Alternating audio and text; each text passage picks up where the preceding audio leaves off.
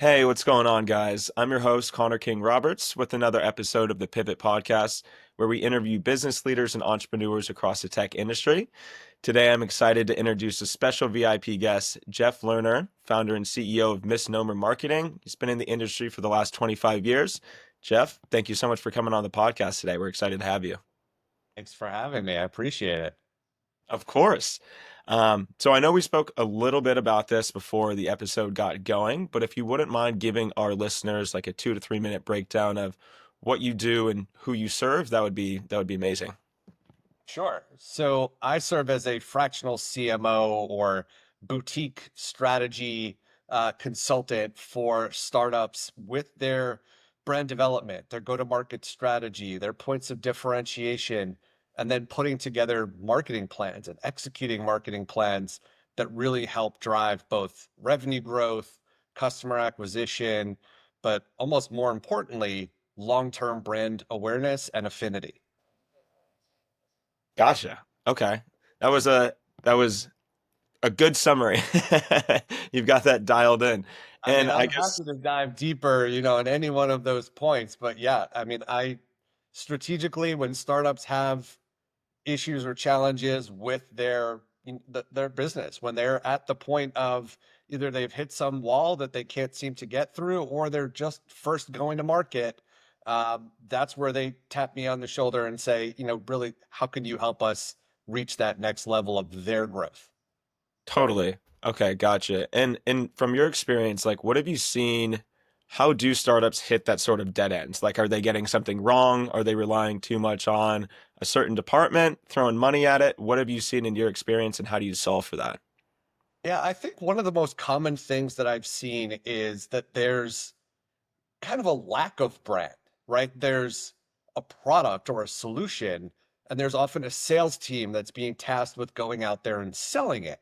Mm, And that's great in like the hypothetical sense, right? But the reality is when organizations themselves don't have a brand, when internally they don't know how to speak about themselves, and certainly when that happens externally, they don't know how to speak about who they are and what they do, but most importantly, why they do it, then sales teams can inevitably hit that wall, right? Like they can find the low-hanging fruit of, tapping into a few different areas where they can close some deals and grow the business.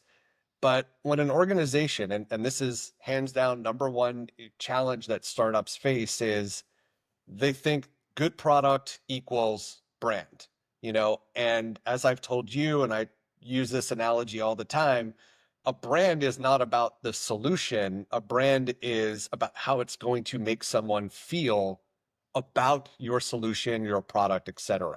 And the perfect example is Nike and Reebok, back in the 90s, right? Like they both had basketball shoes. They both, are in the footwear space. Like their product set is very similar, but they are totally. massively different in terms of their brand and how you feel if you're wearing Nikes or if you're wearing Reeboks, if you're wearing, Air Jordans, was it's again the whole reason why Air Jordan became a sub brand of Nike is because it added this element of, the most dominant player of his era, like this championship, pedigree. You put those on and like you're something more special.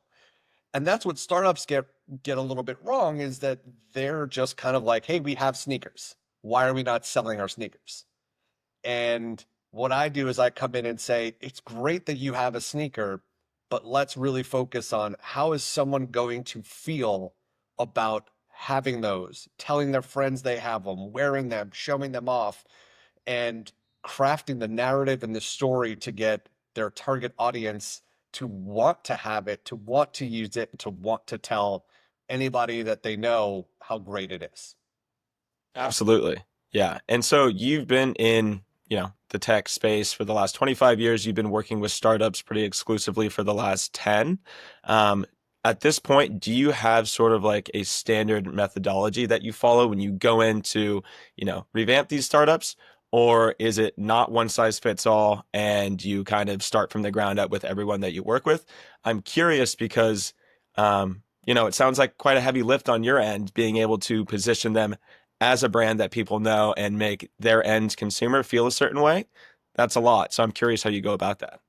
Yeah, so my process is the same in terms of like what the starting point is, right? Which Mhm. is a comprehensive brand analysis.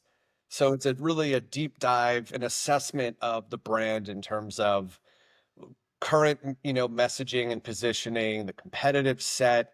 I do a SWOT analysis to really help pinpoint, some of the opportunities and threats that they may have, both real and perceived.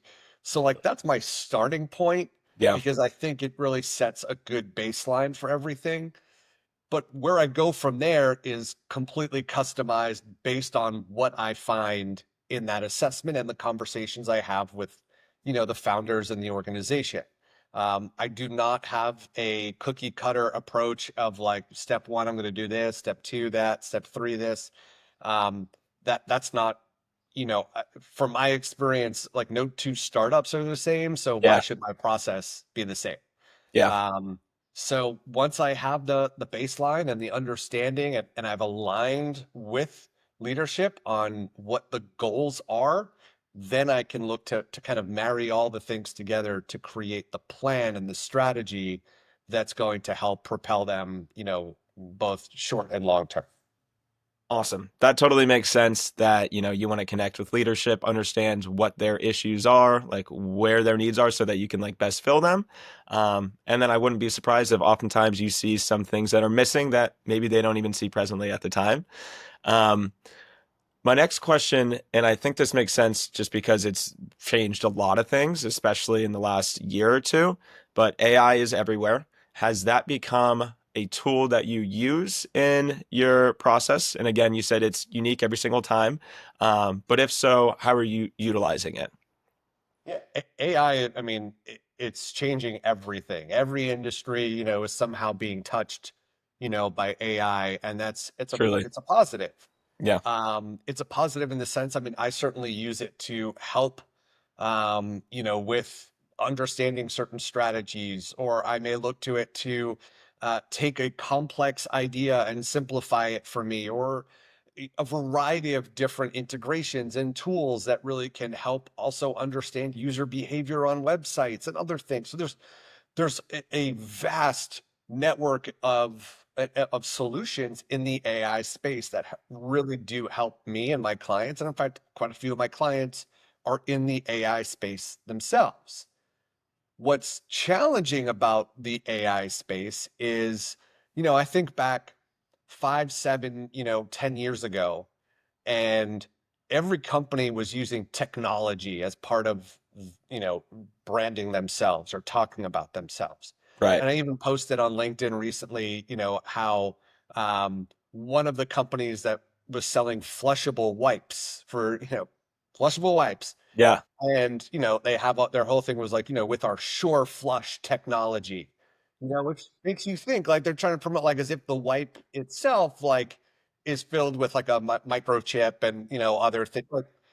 But everybody talked about technology because that was the buzzword that every organization was using to try and differentiate, but they in fact didn't differentiate by using it because everybody else was doing the same thing.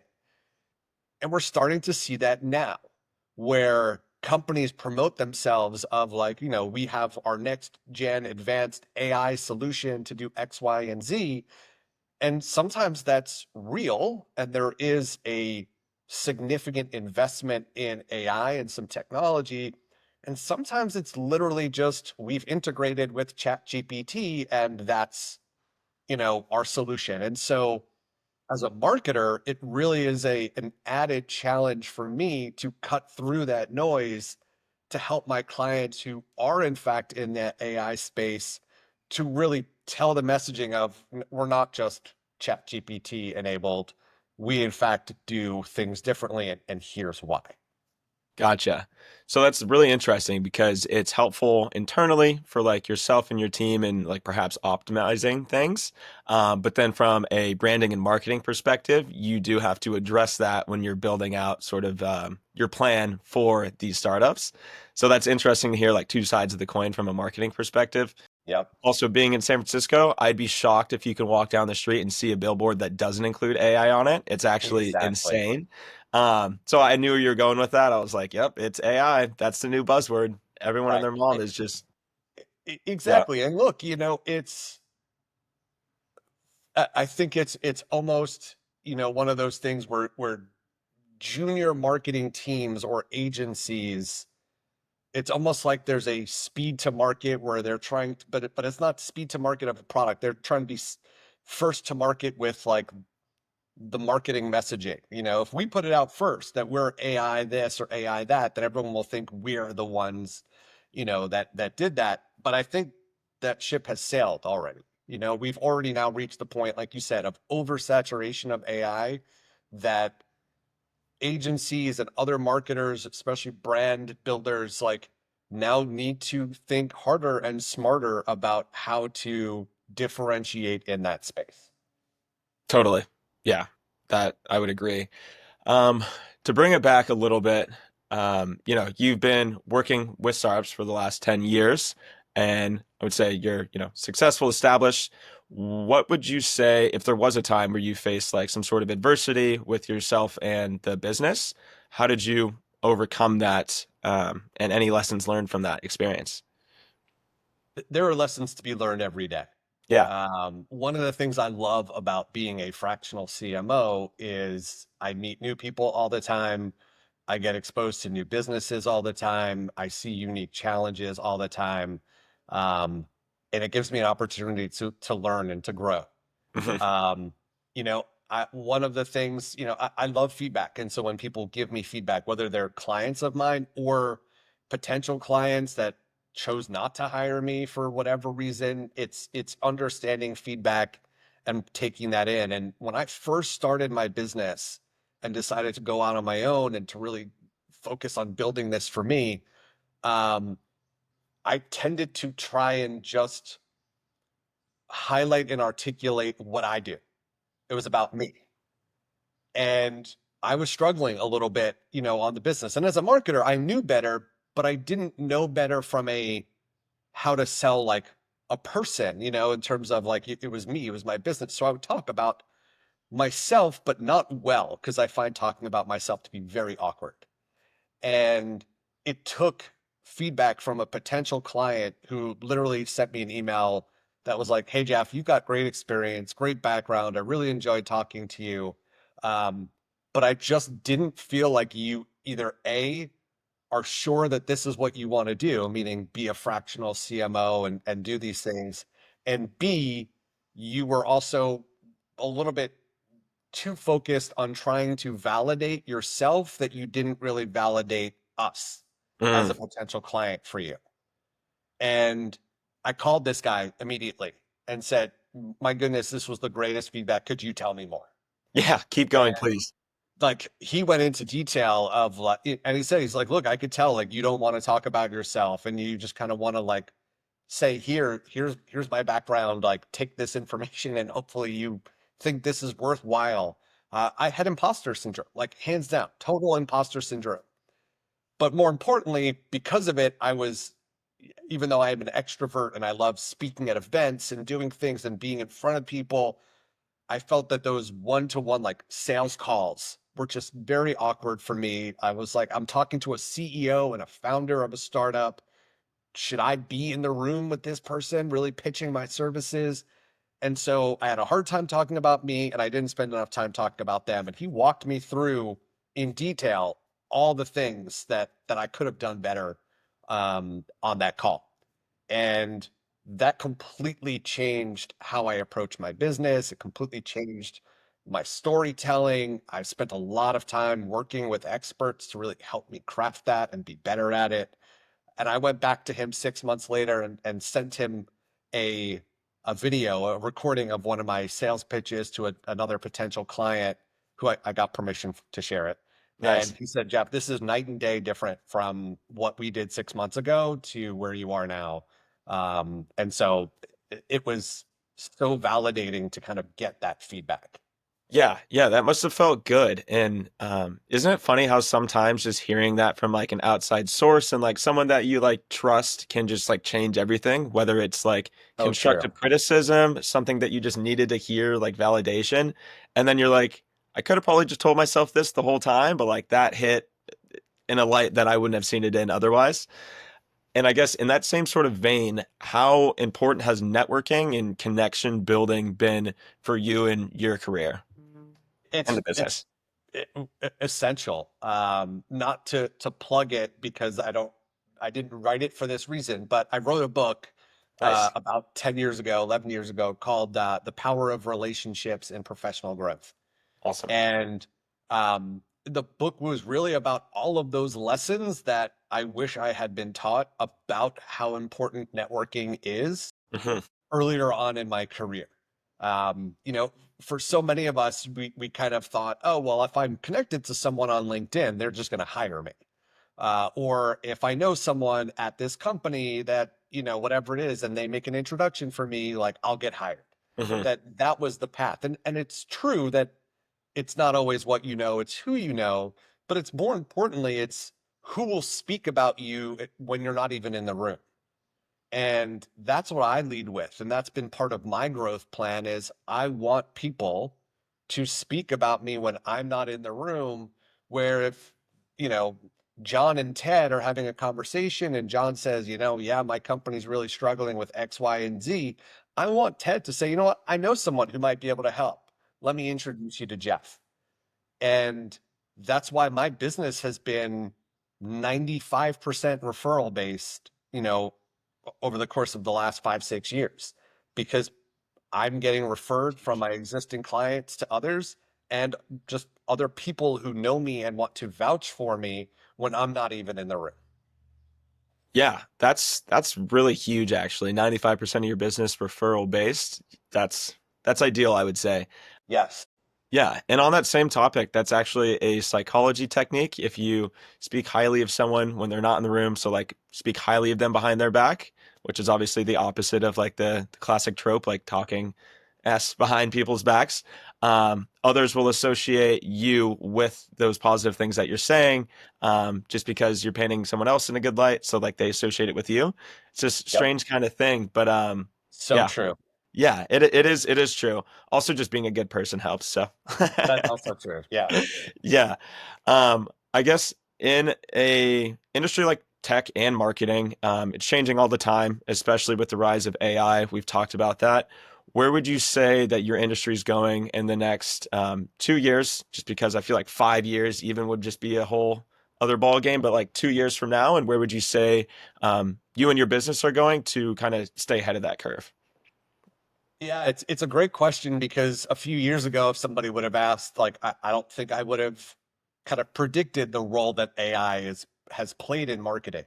Hmm. You know, it while I knew it certainly to be a possibility, and it certainly was discussed at some point, this idea that I could go to a website, put in some prompt of, you know, Mickey Mouse, you know, standing on the moon, holding a bottle of, you know, tequila, whatever, and like, instantly I could get a professional looking image of just Crazy. that, like, blows my mind, right? Like that's even a thing.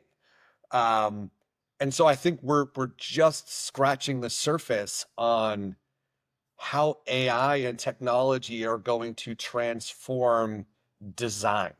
Hmm. Because now the possibilities are limitless in terms of, you know, design elements. It's not surprising that there are companies out there that I could go to and put in a prompt and say, build me a website that looks like this other one or whatever it may be.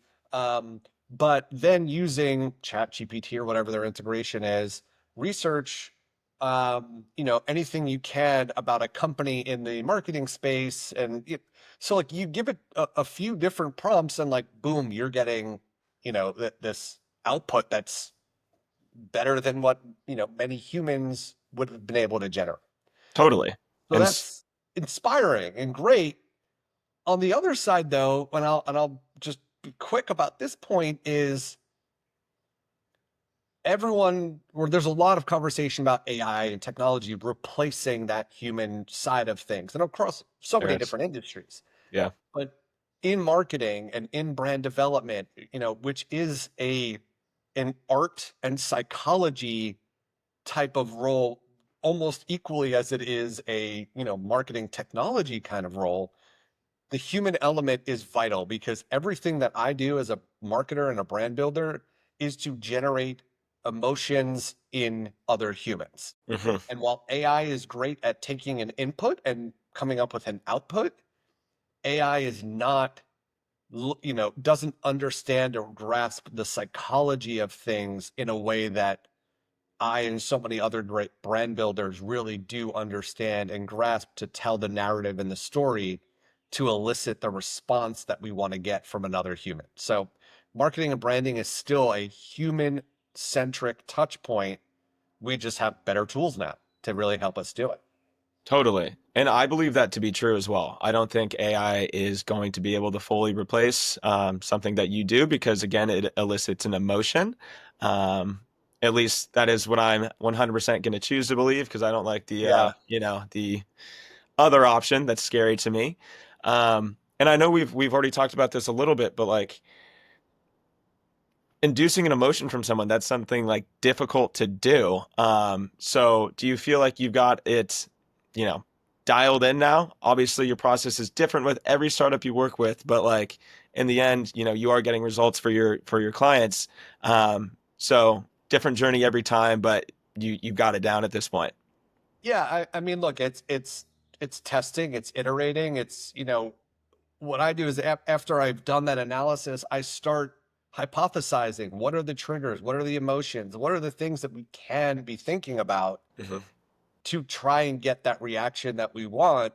And then we start implementing and testing them and we see what sticks, right? Like there are plenty of times, and I had this conversation yesterday with a client where I even said, I'm like, look, on the surface, I don't think this message will resonate and create the reaction that you're hoping for, Hmm. but I'm willing to test it because there have been plenty of times in my career where I've said the same thing where I'm like, hey, I don't think that's going to work. And it has, right? So, like, it's the whole idea of I don't want to or need to or expect to be the smartest one in the room who knows how everything is going to land with a target audience. That's not my job.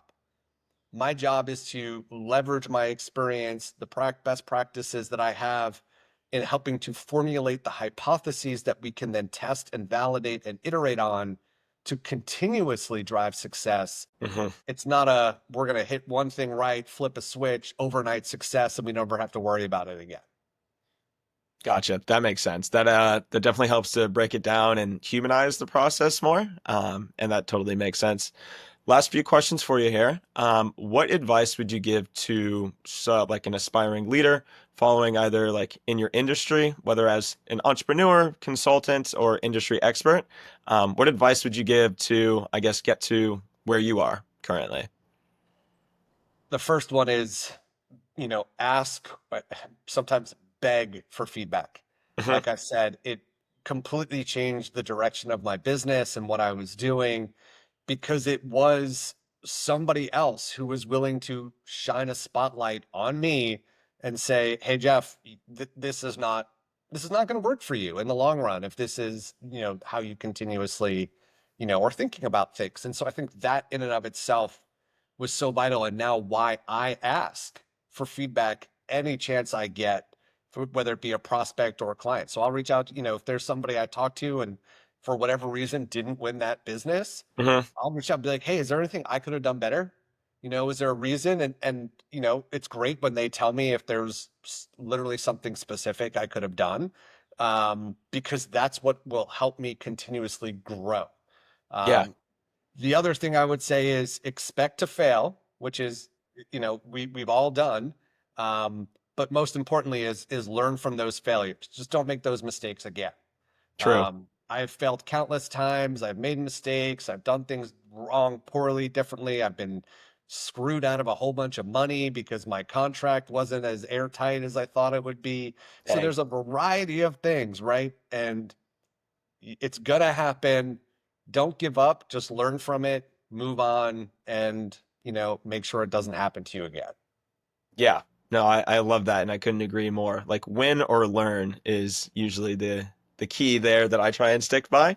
Yeah. Um, awesome. Well, thank you for sharing about yourself and your business. So now that we've talked shop for a while, there is a game that I like to play with everyone on the podcast. Okay. It's called super simple. It's called the lightning round. So I won't tell you what it's about, but it's just like 10 quick questions, and you can just give me the first answer that you think of. Ready to go? I'm ready. Okay, cool. Coffee or tea? Coffee. Gotcha. Same. Cats or dogs? Dogs. Morning person or night owl? Neither. Yeah. Okay. I'd ra- I'd ra- uh, I don't neither, but I end up I'm always up early and awake late, so but I guess I'd rather be up late. So I'll go with that. Okay. Gotcha. Gotcha. If you could grab one weapon or item during a zombie apocalypse, what would it be? Machete. Gotcha. So we're gonna let them get close, and then it's reusable. That's good. Yeah, exactly. Right. There's not a finite number. I can't, number of bullets or whatever Yeah. it is. It's something I can, keep with me. Gotcha. Gotcha. If you could have one superpower, what would it be? The ability to like teleport. I'm right there with you, and I've always said that. It doesn't give you too much responsibility, but it is like so convenient as well. Yep. So I totally agree with you. Favorite movie or streaming series? My favorite movie of all time is probably a toss-up between Clue, Wow. and there's an old 1950s version of the play 12 Angry Men. Okay. And it's a courtroom drama-ish, but that is one of my favorite movies of all time. Absolute classic. That's awesome. I feel like that's a fairly deep cut, and I'm gonna need to go check out both of those movies because I don't think I've seen Clue in its entirety. So that's a good recommendation. Favorite book? I mean, do I have to say the one that I wrote? But no. Um, If you like. no, I don't have a favorite book because just like a movie and other things, like depends on what I'm looking for.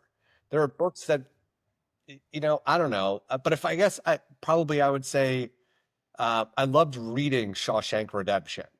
Mm, So I'll go with that. gotcha. And then if you have a favorite saying or quote that you think about often, Yeah, so my wife actually got me a plaque. It's on my desk underneath me, and it says "Do epic shit." that is so sick. Was that like a mantra or something that your wife thought you would just appreciate? It was. I mean, I think she simplified what I would normally just spend time trying to say I wanted to do, and so Totally. yeah, so she got me that, and to sit on my desk. I love that. That's really thoughtful. One bucket list item you've already accomplished. Oh, start my own business. Yeah. Yeah, hands down. Like, always wanted to do it, and now I have. And now I'm here. I love that. Yep. One bucket list item you have not accomplished yet. I want to visit more. I want to travel more. I want to visit at least like 10 new countries. Um, you know, so that's kind of like my goal. I want to hit at least 10 new countries I've never been to, like over the next, 10, 15 years. Totally. I would say I'm right there with you. Traveling is awesome. Yeah. Cool. You nailed that. And Jeff, for any of our viewers out there that want to connect, collaborate, or even work with you, what would be the best way for them to get in contact with you? Yeah. They can visit misnomer.co, or they can certainly email me, Jeff@misnomer.co, or find me on LinkedIn. Okay, awesome. And I'm going to include your contact information in the show notes just right below this episode to just make it nice and simple. Perfect. Otherwise, we appreciate your time today. Thank you so much for sharing your story with us. It's been a pleasure chatting with you. No, pleasure's been mine. Thank you for having me.